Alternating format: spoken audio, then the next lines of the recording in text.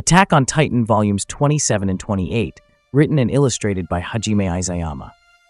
Eren's attack on Liberio, the internment zone where Eldians loyal to Marley were kept, left the city a smoldering ruin. The festival, meant to be a display of Marleyan power, became a bloody spectacle of Titan warfare. Buildings crumbled under the weight of Eren's founder Titan, and the screams of the fleeing civilians echoed through the streets as Eren, fueled by a cold, calculated fury, systematically targeted the Marleyan military leaders gathered for the occasion. The warrior candidates, Gabi, Falco, Udo, and Zofia, witnessed the horrific carnage firsthand, their indoctrinated beliefs about the island devils crumbling before their eyes as they watched the brutality of the attack. Udo, in particular, was traumatized by the experience, unable to reconcile the propaganda he'd been fed with the reality of Eren's assault. The Marleyan military, caught completely off guard by the sudden attack, scrambled to react. Their initial shock quickly gave way to a desperate counteroffensive. They unleashed their titans, the Jaw Titan, Galliard, a swift and deadly creature with incredibly powerful jaws capable of crushing even hardened Titan armor. The Cart Titan, Peak, a quadrupedal Titan with remarkable endurance, equipped with heavy weaponry, and a new, formidable opponent, the Warhammer Titan, Lara Tiber, wielding the terrifying ability to create weapons and structures from hardened flesh. The Warhammer Titan engaged Eren in a deadly duel, its unique abilities proving a challenge even for the founder. Its crystal-like hardening and ability to manipulate the Titan body from a distance initially gave it an edge. Meanwhile, Porco Galliard, piloting the Jaw Titan, struggled to effectively engage Eren due to his inexperience and the chaos of the battlefield. Amidst this chaotic clash of titans, the Survey Corps, having secretly infiltrated Marley aboard an airship, descended upon the scene. Led by Hang Zhou, they unleashed a devastating barrage of thunder spears, powerful explosive devices that crippled the Cart Titan and disrupted the Marleyan forces. The battle lines shifted dramatically, with the recruits from Paradise Island, Mikasa, Armin, Jean, Connie, and Sasha, now fighting alongside Eren against Marley. Their former enemies, Reiner Braun, the Armored Titan, and Porco Galliard, were now forced to defend Marley, a reversal of roles that highlighted the complex nature of the conflict. Levi Ackerman, a whirlwind of blades and deadly precision, engaged Zeke Yeager, the Beast Titan, who had arrived late to support the Marleyan forces. Their clash was a breathtaking display of skill and agility, a duel between two of the world's most formidable warriors. Zeke, known for his devastating long-range attacks, was forced into close combat with Levi, a dangerous predicament for the Beast Titan. The battle culminated in a daring escape plan, orchestrated by the Survey Corps. Using the confusion and devastation as cover, they retreated to their waiting airship, taking the exhausted but victorious Eren with them. However, in a desperate act of revenge, Gabi Braun, consumed by grief and rage over Udo's death, managed to sneak aboard the airship as it ascended, clutching a rifle and her young heart filled with a thirst for vengeance.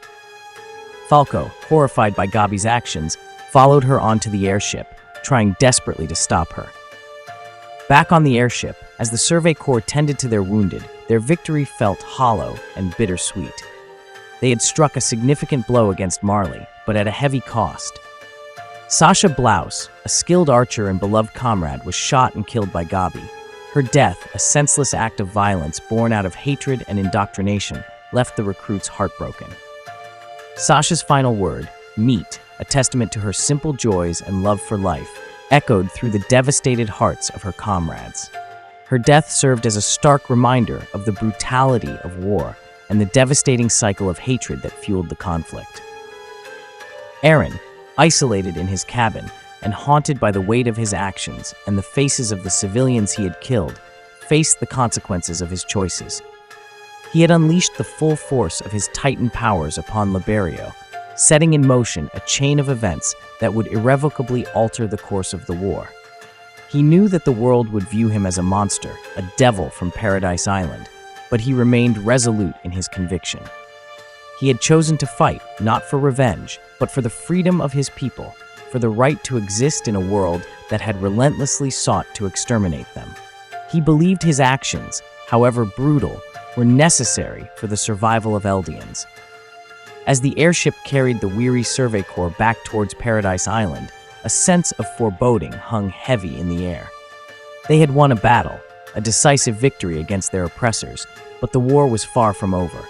Marley, wounded but not broken, would undoubtedly seek retribution. And the world, now fully aware of the threat posed by Paradise Island and the power of the Founder Titan, would be forced to choose a side. The recruits, their hearts heavy with loss and their minds filled with uncertainty, gazed out at the horizon, wondering what the future held. They knew, deep down, that their fight for freedom had only just begun. Back on Paradise Island, the initial mood was a complicated mix of relief and anxiety. The recruits had returned from their daring raid on Liberio, a mission previously thought impossible. Their victory, however, was heavily overshadowed by the loss of Sasha and the profound weight of their actions. The world was now watching them, their attack on Marley having shattered any remaining hope of a peaceful resolution.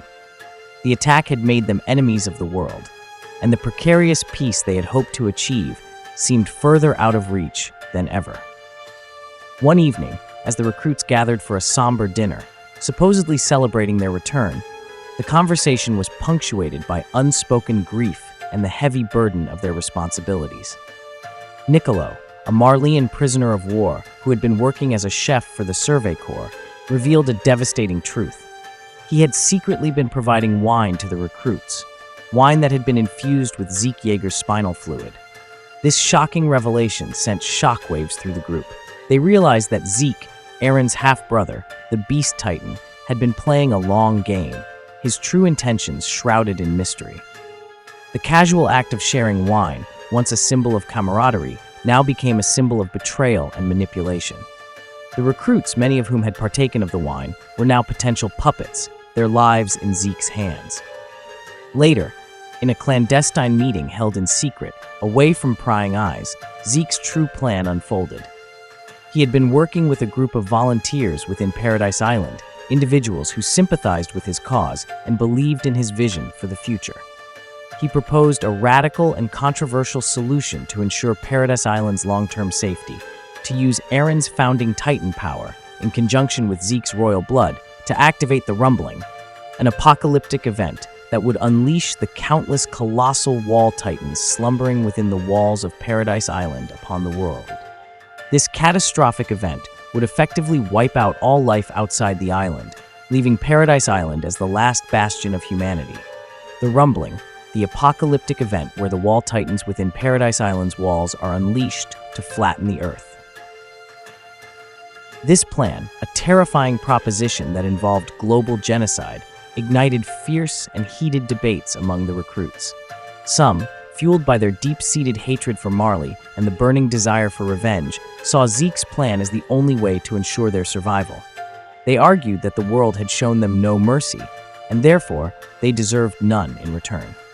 Others, horrified by the sheer scale of destruction and the moral implications of wiping out humanity, desperately sought alternative solutions.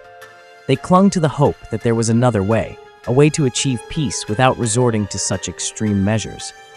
Armin, in particular, grappled with this moral dilemma, searching for a solution that didn't involve mass murder. Eren, however, remained conspicuously silent throughout these heated discussions, his true intentions masked behind an impassive expression, a mystery to everyone present. The coordinate, the power to control all Titans, passed down through the Fritz royal family, residing within the founding Titan. The recruits were torn, their loyalties divided, their deeply held beliefs challenged to the core. They were faced with an impossible choice, a choice that would determine not only their own fate, but the fate of the entire world. The weight of this decision rested heavily on their shoulders, threatening to crush them under its immense pressure. The bonds of friendship and camaraderie forged in the fires of countless battles were now strained to the breaking point, as the recruits grappled with this horrifying dilemma. The once unified Survey Corps, a symbol of hope and freedom, was now fractured, its future uncertain. The recruits' brief celebration after their hard-fought victory in Liberio was tragically short-lived. During a tense dinner meant to commemorate their return, they learned the chilling truth about the wine they had been enjoying. it was laced with Zeke's spinal fluid.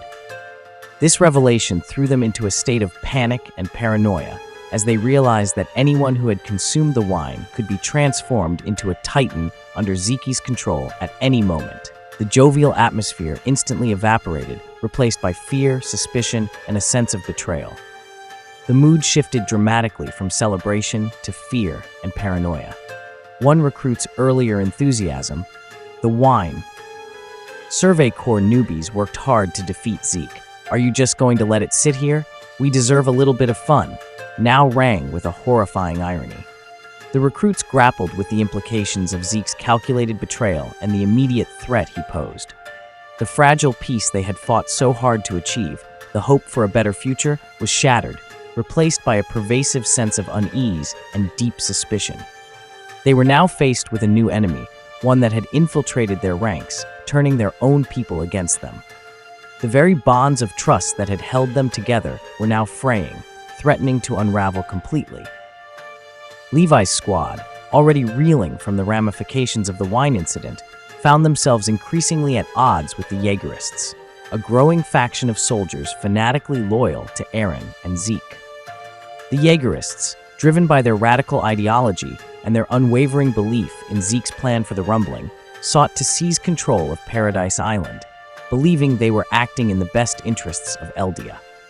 Their presence created a dangerous and volatile divide within the military, pitting former comrades against each other, blurring the lines of loyalty. The tension between the Jaegerists and those who opposed them became palpable, threatening to erupt into open conflict at any moment. During a tense meeting, fraught with suspicion and underlying hostility, the recruits learned the full, horrifying extent of Zeke's plan.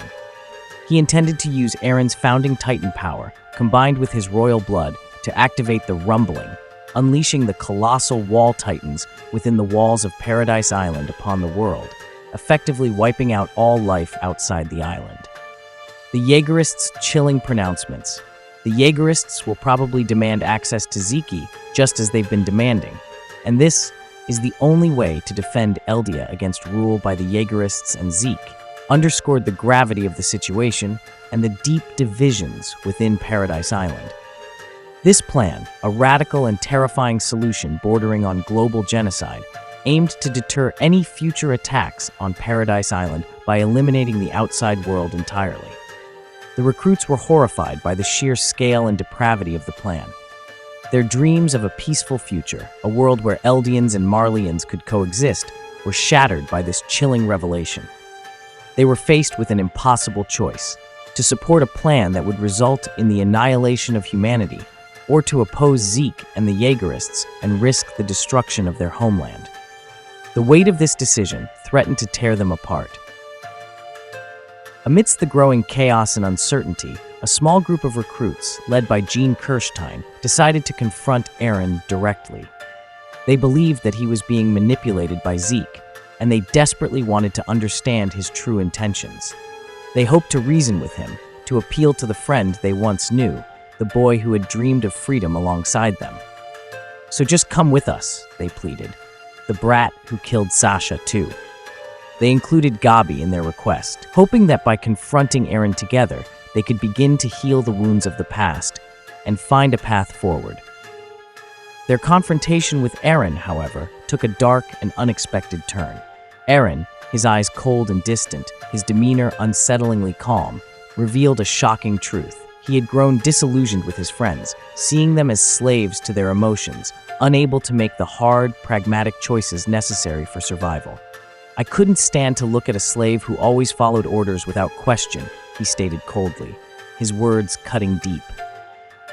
"Do you know what I hate most in this world? Anyone who isn't free," he continued, his voice laced with a chilling conviction. His words betrayed a deep-seated resentment and a growing darkness within him. Then, turning to Mikasa, he uttered words that would forever shatter their bond. "Ever since I was a kid, I've always hated you." He accused Mikasa of being a slave to her Ackerman bloodline, her actions dictated by instinct rather than free will. "See, all you've ever done in your life was dictated by your Ackerman blood," he sneered, his cruelty unexpected and devastating. His words cut deeper than any blade, shattering their friendship and leaving Mikasa reeling from his betrayal. The recruits, their hearts broken by Eren's unexpected cruelty and his apparent descent into darkness, watched helplessly as he left, his path shrouded in mystery, his intentions unclear. The Eren they knew, the boy who had fought alongside them, the friend they had trusted with their lives, seemed lost, replaced by a stranger driven by an unknown purpose. Jean, fueled by a mixture of anger, grief, and a burning desire for justice, lunged at Eren, attempting to physically stop him, but he was quickly subdued by Flock Forster, a fiercely loyal Jaegerist. Flock, his gun pointed at Jean's head, sneered, "We've never fought before, have we?" Then, with a chillingly smug tone, he added, "Know why that is? Because it could never be a fair fight." The recruits, outnumbered, outmatched, and emotionally devastated, were forced to comply with the Jaegerists' demands. They were taken to Shiganshina district, the site of so many past battles, where Zeke was being held under heavy guard. The fate of Paradise Island, and perhaps the world, now hung precariously in the balance, as Eren and Zeke, two brothers with vastly different visions for the future, prepared for their fateful encounter. The world held its breath, unaware of the impending catastrophe that loomed on the horizon. If you enjoyed this book breakdown, please consider liking this video and subscribing to get notified when we post our next breakdown.